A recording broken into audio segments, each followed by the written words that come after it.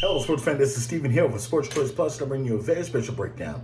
I'm going to be covering NFL Week 15 top 10 rankings for the NFL. Before I get right into that, make sure you subscribe right now. Turn those notifications on so you can get all the updates. Each and every time we have breakdowns here at Sports Choice Plus, you'll get the notifications first, and you can comment first in the comment section as well. Without further ado, let's get right into the action. Looking at this top 10 list, you're going to see a lot of teams this week that were not where they were last week because a lot of the play suggested movement up and down the rankings.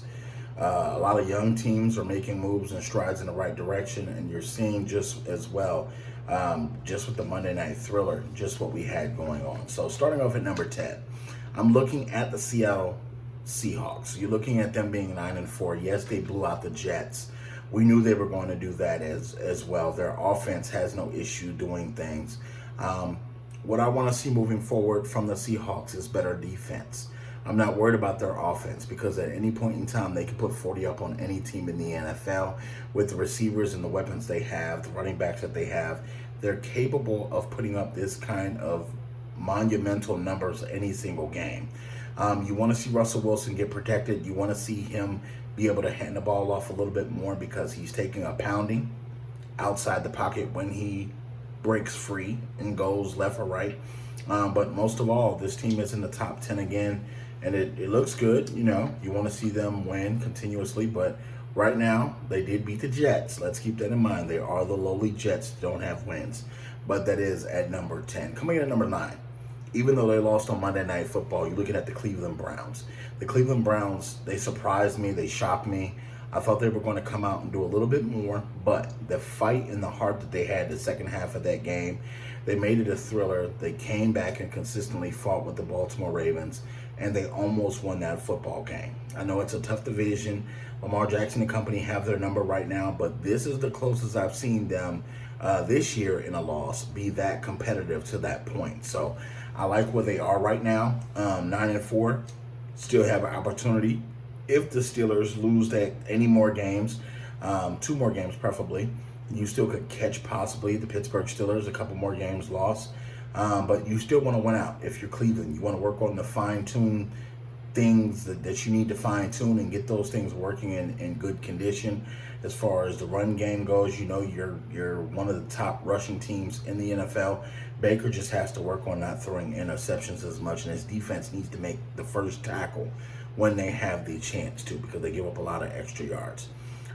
Coming in at number 8, even though they did play the Jacksonville Jaguars, the Tennessee Titans, Derrick Henry was all over the place running the football. They showed their dominance on the ground. They flexed their muscle. They flexed their power of the offensive line, and they did it against the lowly Jaguars. So you don't really get a lot of style points from that, but you did your job. You beat the team you were supposed to beat, and they beat the Jacksonville Jaguars. That's what they're in at number 8 with a record in 9-4. You're looking at number 7, the Indianapolis Colts, 9-4 after beating the Las Vegas Raiders. This Indianapolis Colts team was very phenomenal. You look at what they did on the ground. They were able to rush the ball extremely well. When you're looking at finishing runs, you're looking at Jonathan Taylor, who had some of the biggest runs of the weekend. I mean, once he hit the curve, he was hitting his head on the goalpost. Just seeing how that game was supposed to be a lot closer than what it should have been. The Raiders almost got blown out, and you saw what T.Y. Hilton did. You see what that defense did and how they were able to make turnovers, make big plays, and how they were able to basically come to the aid of anybody that needed it at any point in time. The Indianapolis Colts showed that they're not a finesse team by any means. They punched the Raiders in the mouth, and they got aggressive on the offensive side of the ball. So that's one of the positive things that I saw, and that's why they're on that list at number 7. I think this team with a couple more wins could possibly move up the ladder, and I think that they're going to be serious come playoff time. So the Indianapolis Colts is definitely somebody to look out for. So that's big for them at number 7. Coming in at number 6, I know their record suggests that they're better, but at 11-2, the Pittsburgh Steelers, after that loss to the Buffalo Bills took their heart. And let's just be clear, Stephon Diggs is one of the guys that did it. Josh Allen is one of the guys that did it. The defense is one of the guys that did it. It was just when you get the pick six, when you get the attitude from Stephon Diggs where he catches the ball and he keeps going. When you're getting all these things going on, yes, I get that you got Dupree and company that are injured on a defense. Yes, I get that the defense is struggling because it's been bit by injuries. But you just ask yourself, at some point, you can't make excuses. Dropping the ball from the wide receivers, not making plays when you have the opportunities to, leaving a lot of points on the field, leaving a lot of third and shorts and fourth and short and having to punt on the field because you can't trust the wide receivers to catch the ball. That's a major problem for the Pittsburgh Steelers. Also, you're missing a run game. You don't have a run game. We've been talking about this the last 3 or 4 weeks, and I told you it will rear its ugly head if you continuously do things and get cute. You have to force run that ball. You have to run the ball at least 20 to 25 times. I don't care if you're getting 2 yards in a cloud of smoke.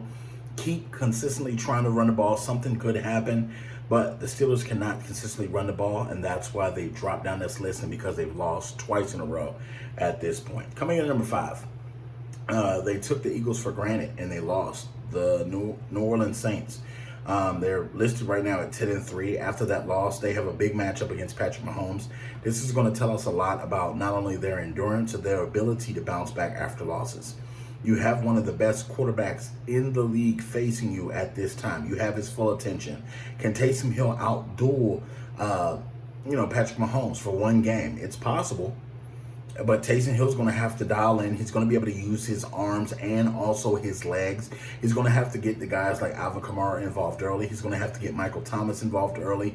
He's going to have to give his defense good field position if they do punt. That means converting a couple of first downs with his legs. That means moving the chains, making sure he's consistent and not holding the ball or throwing the ball away too much and getting the extra yards that he can get by scrambling on those plays where nobody's open. That's how you keep Patrick Mahomes on the other side of the field and off of the actual football field. So I think in this game, you're going to see a lot from the Saints. It's either going to be good or bad. I've already had the prediction video up to tell you what I think is going to happen. But I think that they're rightfully so falling a little bit in the list because of, they didn't get it done against the Eagles. And that's unacceptable.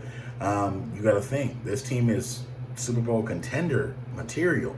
So you got to beat the easy teams when you get them, because when you get the hard teams, it's going to be doubtful that you beat the Kansas City Chiefs next week. So it's going to be definitely different. I'm coming in number 4.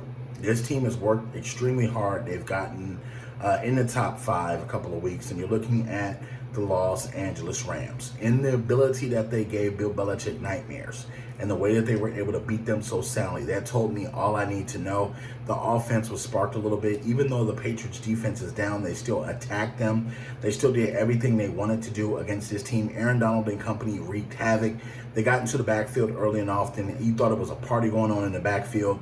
It was so many different things that you saw from the Rams defense, and that helped the offense eventually get started and kickstart. I think in the playoffs, their defense will travel, and I think that Aaron Donald is going to give somebody headaches all night long. Jalen Ramsey as well. It's just so many different weapons on this defense that can come alive at any point in time. With Sean McVay calling plays, they're getting creative in the way that they get the ball out of Jared Goff's hands, and they're really starting to make sense with a lot of these play calls. So that's why I have the Rams at number 4. Coming in at number 3, the Green Bay Packers. The way that they were able to beat the Lions so easily on Sunday, it's not really a lot that they can do to mess up right now. They're right now in the driver's seat. They have the number 1 seat in the NFC. So if they continuously win out, they will have a playoff game at home. They will get the bye week at home if they continuously win out as well. So when you're looking at the Packers, you're looking at a team that's well balanced on offense, that, they've started to throw the ball a little less and give the ball to Aaron Jones a little bit more. And you're looking just how, if they get into some issues, Aaron Rodgers can throw them out. If they get into a shootout, Aaron Rodgers can throw them out as well. That defense is starting to make big plays, not only in the first half, but in the second half. They're making adjustments and biting on routes and taking advantage of defenses that are not prepared. So that's big for them. That's why the Packers are at number 3. Coming in at number 2, you're looking at the Buffalo Bills. The Buffalo Bills Coming into this week, they're 10-3. They just came off of a big-time win against the Pittsburgh Steelers. You're looking just as how well they're playing. Josh Allen and company, defense and company, Stephon Diggs and company, Cole Beasley and company. Coach McDermott, I say it time and time again, he deserves some Coach of the Year nods. He's helped develop Josh Allen to this point, and it's pleasant. He's helped his team grow. He's helped his team move forward and take that leap to where they can be considered elite in their conference. And you're seeing what they're going to do when Tom Brady's not in conference. They're not wasting their opportunity. They're going to go out and try to win. They got Miami on their heels nipping, but they're still trying to win games. I believe they're one game ahead of them overall. So you're looking at this point, they're trying to win the division and go to the Super Bowl. That's what they're trying to do. And I think that they're successful right now. That's why they're at number 2. Coming in at number 1. Kansas City Chiefs and Patrick Mahomes. You're looking at just what this team was able to do against the Miami Dolphins.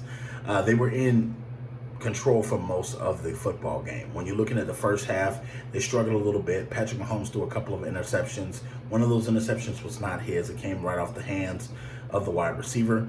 You're looking at what he does and how he's able to be that field general for this team. Any play can be called at any time.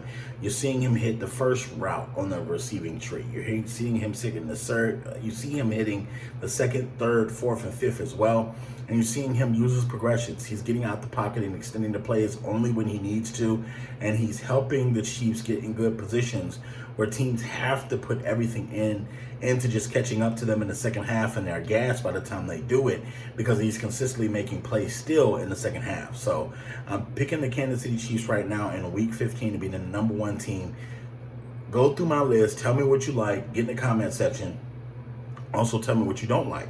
And as always, we thank you so very much for your support. We'll see you next week, and it's almost playoff time, folks. I'm going to do the videos a little bit different next week just to see some things. And you tell me what you think in the comment section, all right?